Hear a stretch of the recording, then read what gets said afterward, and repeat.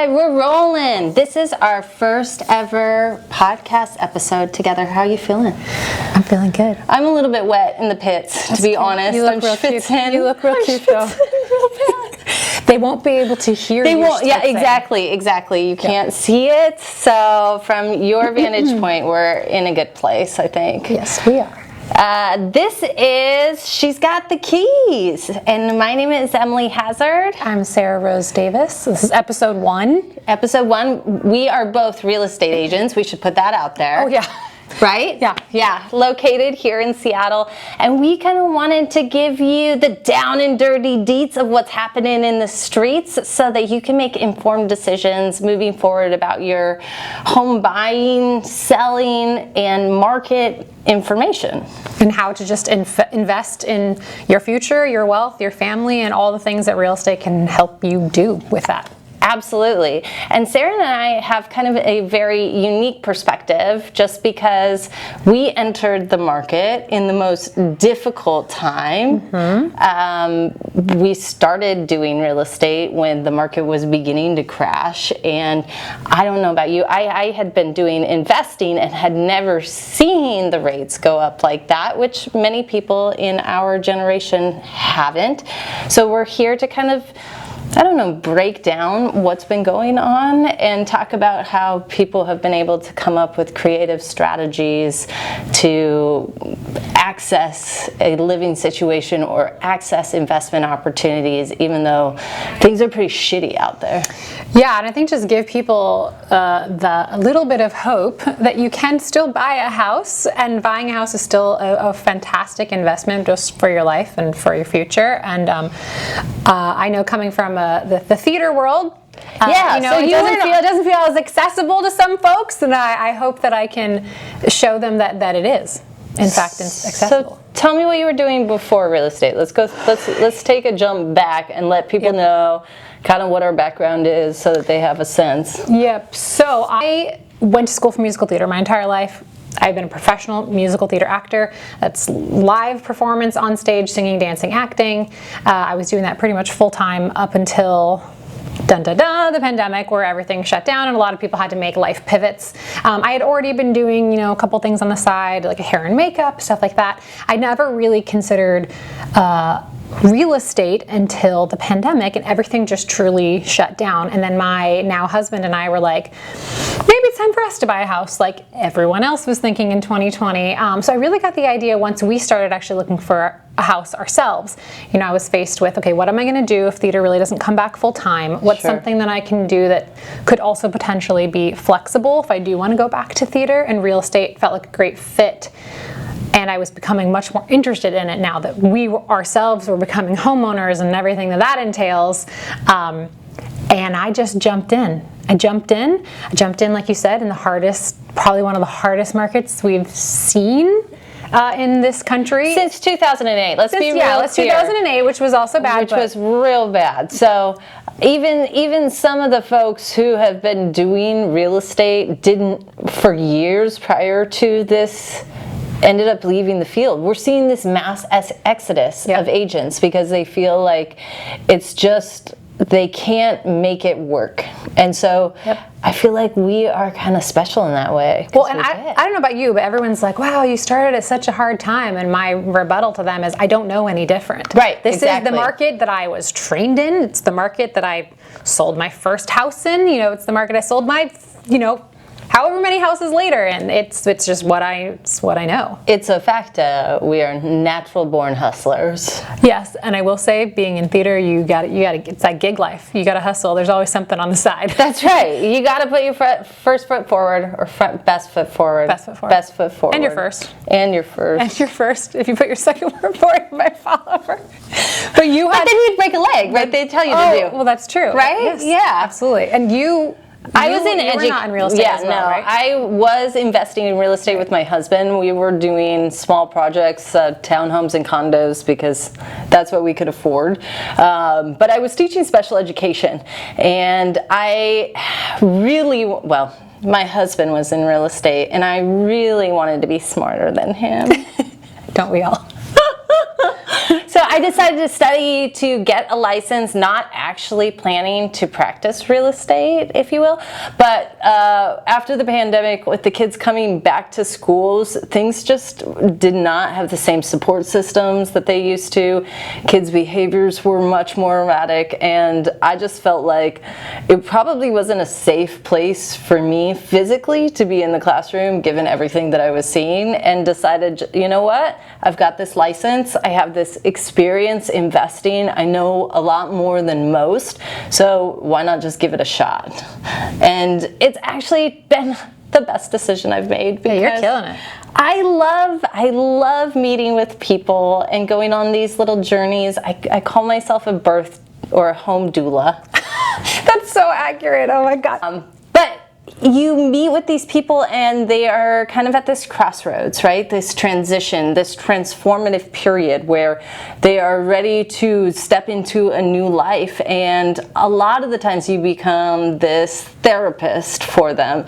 And so a lot of the skill sets that I needed working with families and teachers for kids with very challenging behaviors actually crossed over. It works really well in my new line of work.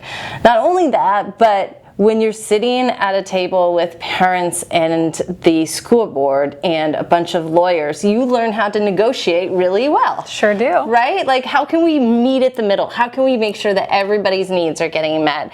And so that's kind of the philosophy that I brought into real estate here. And since starting, it's been a huge passion of mine to try and educate as many people as possible, just because that's where my head has always been at. But I also think that there's a deficit of, there's not enough women talking about being boss bitches in the real estate sector. They're just, it's a lot of guys, which I have nothing against them, but It's a different, you're getting a different perspective. exactly. I wanted that feminine, like, she's going after it. She's going to do whatever it takes to kind of make it work and find what her clients needs. And I just think that there's a lack of that here. Yeah, absolutely. And you think theater, real estate, what could they possibly have in common? But I've just, in all of my experiences with theater and working with every kind of person you could possibly imagine, and sort of like, well, fake it till you make it, right? Like, all of those skills couldn't have helped me more in real estate, because it is intimidating when you're starting out, especially in a new field. And I quickly found, like, okay, what was I already good at? I'm already good at communicating with people, educating people, like helping people understand a process maybe that they haven't gone through, just because I'm good at explaining things and talking with folks. And acting it out. And practicing, which has a lot to do with it, and studying. I'm a great little studier. And I quickly found that, like, helping first-time home buyers was super exciting, because, at a certain point, you're helping someone who hasn't been through this before, and you reassure them by letting them know, like, you don't buy houses every day. You're not supposed to know everything until you have somebody who does this explain it to you. And it's amazing how many people have not had that opportunity to have someone actually explain what happens when you buy a house. Right. You just kind of... And that's what we hope to, obviously continue to shine a light on here in our experiences as well. Absolutely. I would say that I tell people this all the time, there's no playbook, there's no script, there's no, like, one size fits all. And so it's really hard to send my clients to a location and be like, hey, just read this and you'll get it. Yeah. Because it doesn't exist. No. It doesn't exist. It doesn't exist. And a lot of times things need to be explained with examples, and I know I learn from examples, so the more times I can experience something, I'm able to explain it to my clients better, the next time. I want to jump back to quickly how we met, by fate, of course, hosting an open house. So when you're a real estate agent and you're starting out, and even throughout your career, you host an open house. Misconceptions being that often the person hosting the open house is the person representing the seller. That's actually not usually the case. We can explain that on another episode why. But Emily and I were both going to host an open house in, I think, Woodinville.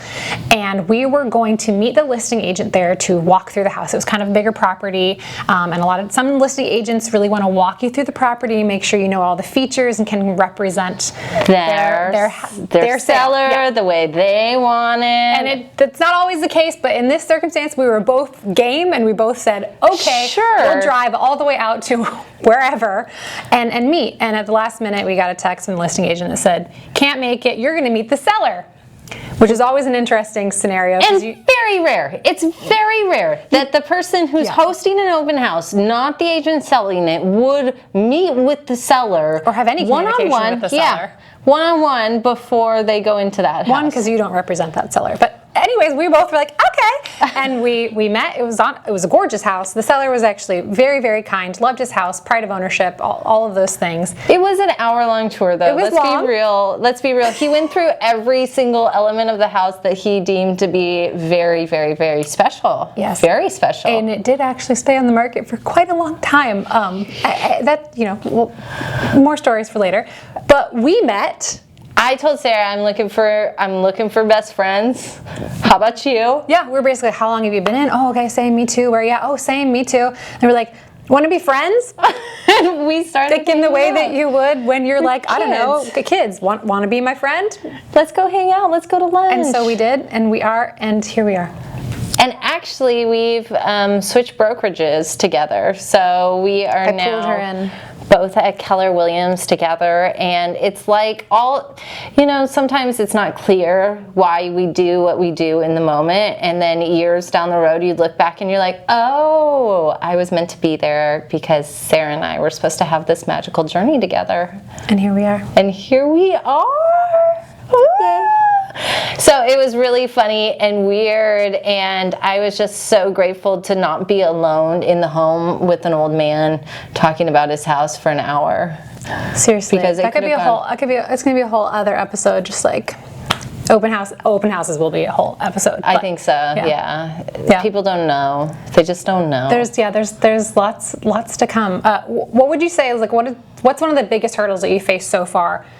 Not only starting, a new career. You were obviously investing, so you're familiar with real estate. Your husband's in real estate, but a new career for you. What was the biggest hurdle in just making that leap? I think the biggest hurdle was being able to access folks who really wanted to buy and sell, and feeling confident enough that my capabilities would transfer and that I could support them through this process. I think that I leaned really heavily on a team for much longer than I needed to, just because I wanted that assurance that I wasn't taking my clients to the bank, or I wasn't misrepresenting them, because being open and honest and fair was so important to me. Yep. But what I didn't realize was, being on those teams, you learn that not everybody is open and honest and fair.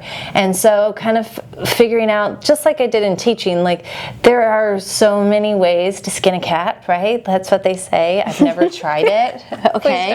I'm good with animals, I promise. But the truth is, like, there are so many different ways to approach real estate, and finding folks who have that abundance mindset instead of the scarcity, like where they're hiding everything, that was the hardest piece. And it just takes time to connect with people who align with your values and what you think are the most important elements, because I don't want to lie to my clients. I would never want anyone to lie to me during this process or to glaze things over. I'm very open about what it is that I'm doing and having those conversations. And I think for a lot of the industry for so many years, it was just kind of hush hush, don't tell. How do you get paid? And so then when all of these things came out, where there's this lawsuit with the NAR and people are getting confused, it makes it so much easier, because it's something that I've been talking about all along, right? I think that's the upside for us joining in the hardest market to join in. We don't know any different. We came into it sort of in the middle of all of this, so we only ever knew to be like as transparent as you possibly could. Right. We didn't create any bad habits. And similarly, mostly other bad habits, but maybe not in real estate. Similarly, trying to understand that the skills I already had were going to be applicable to this new journey for me was something I had to like really remind myself and not get stuck on. And it's like that saying, like, well, my dad would always say this, he's a retired lawyer now, it's like, they don't teach you how to be a lawyer in law school.